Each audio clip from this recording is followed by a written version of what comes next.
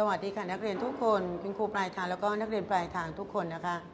เอาละค่ะวันนี้หน้าที่ของนักเรียนป .6 ทับไม่เสียเวลาดังนั้นเราไปสุคูณก่อนเลยนะคะวันนี้สุคูณแม่6เริ่มค่ะ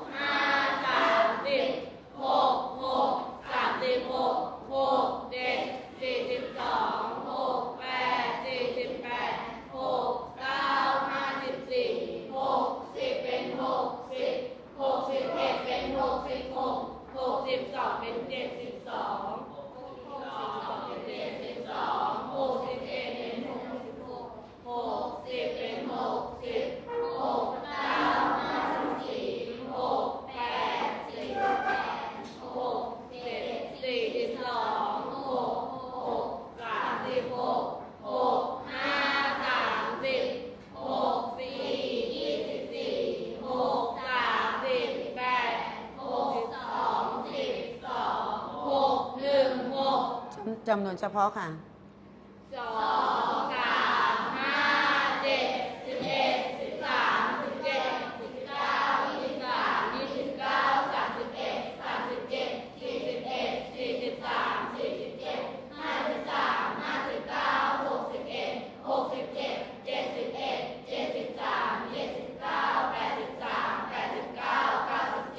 ปรบมือให้ตนเอง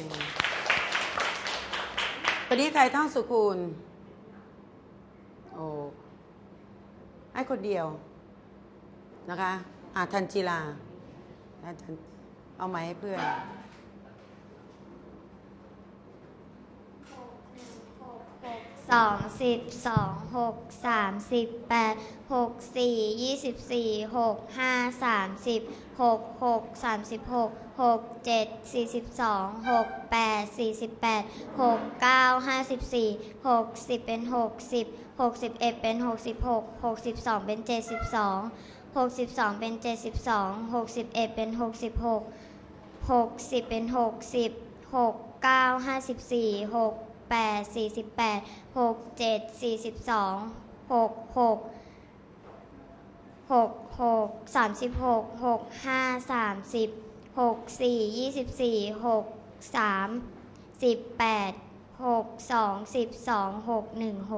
ผ่านค่ะ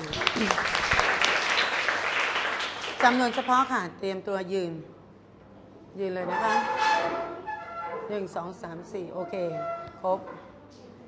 เริ่มห้ามผิดนะคะ2 3 5 7 11 13 17 19 23 29 31 37 41 43 49 53ผิดไม่ผ่านส่งไว้ต่อ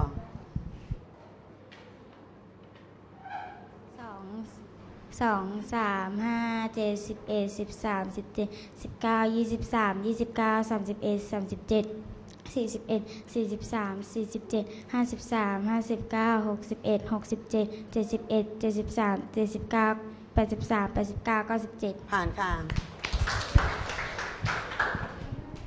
หนูเตรียมไม้ไว้เลยนะคะด้านนู้น3 5 7 11 13 17 19 23 29 31 37 41 43 47 53 59 61 67 71 73 79 83 89 97ผ่านค่ะ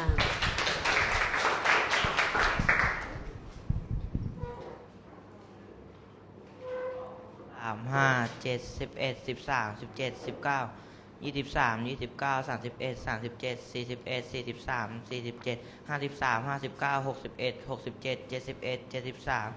79 83 89 97ผ่านค่ะ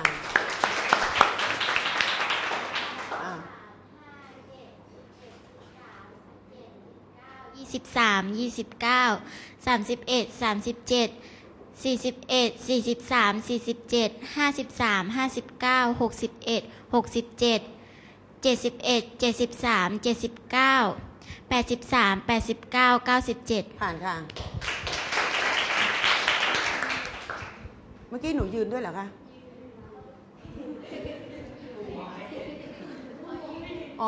เมื่อกี้หนูยืนนะคะ เมื่อกี้คุณครูจะให้เฉพาะสิทธิ์คนยืน ด้านนี้เห็นเพียงคนเดียวเอง สรุปแล้วเมื่อกี้หนูยืนแต่ต้นหรือเปล่าคะยืนนะคะให้โอกาสอุตส่าห์ยืนตั้งนานเริ่มค่ะ 2 3 5 7 11 13 17 19 23 29 31 37 41 43 47 53 59 61 67 71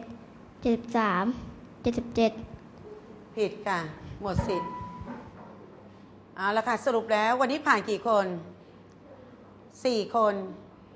ใช่ไหมยกมือที่ผ่านค่ะ1 2 3 4รวมกับของเดิม11รวมเป็น15เดี๋ยวห้องอื่นเขาตามมาติดๆต้องรีบหน่อยนะคะ ใครที่ยังไม่ท่องต้องเตรียมตัวหยิบสมุดคณิตคิดสนุกขึ้นมา อย่างอื่นเก็บลงไปหมดเลยค่ะมีสมุดคณิตคิดสนุกเล่มเดียว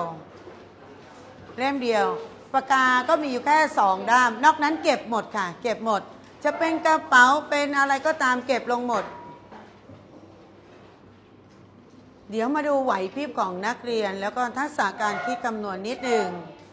วันนี้ผ่านเกณฑ์7คะแนนนะคะพร้อมแล้วเริ่มข้อที่1ข้อที่1 2 4 6 8จำนวนที่อยู่ในช่องสี่เหลี่ยมค่ะ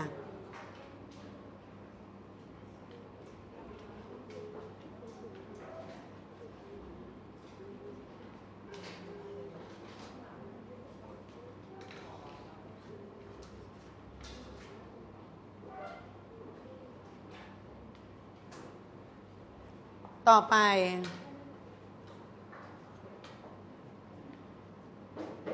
ข้อที่2คนที่ทีหลังนี้หมดสิทธิ์ตอบข้อที่1นะคะใครที่ยังไม่ได้ตอบข้อที่1หมดสิทธิ์ตอบข้อที่1เริ่มข้อที่2เลยข้อที่2 1 2 4 7 11จำนวนถัดไป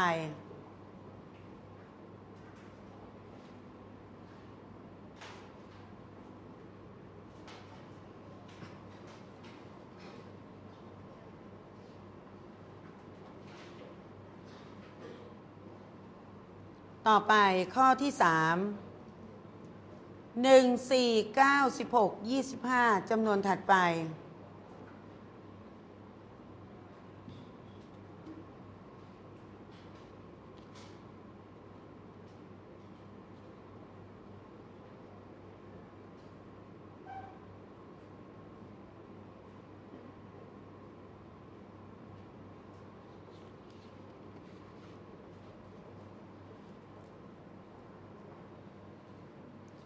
ต่อไปข้อที่4 12 23 34 45จำนวนถัดไป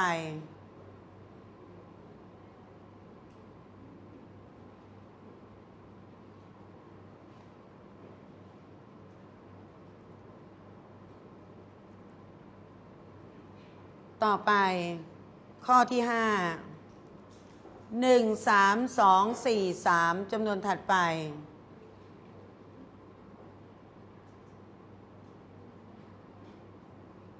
อันนี้ดูไหวพริบของนักเรียนด้วยนะคะ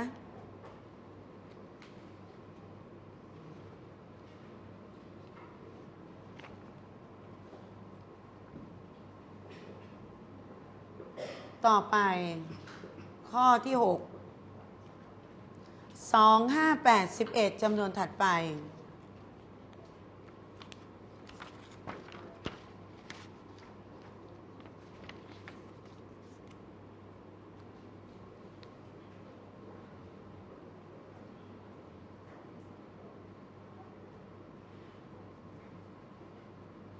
ข้อที่7 19 16 13 10จำนวนถัดไป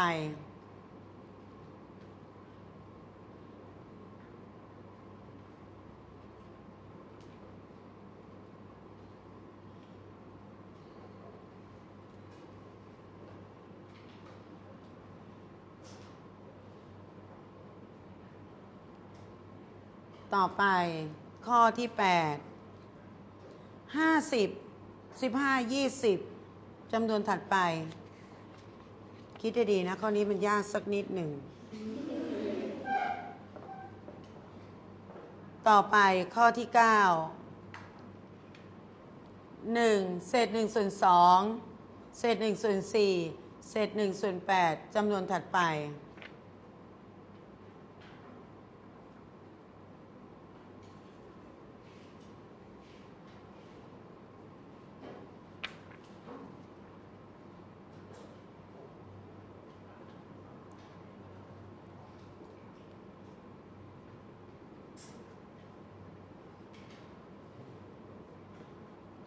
ข้อสุดท้าย10 20 25 35 40จำนวนถัดไป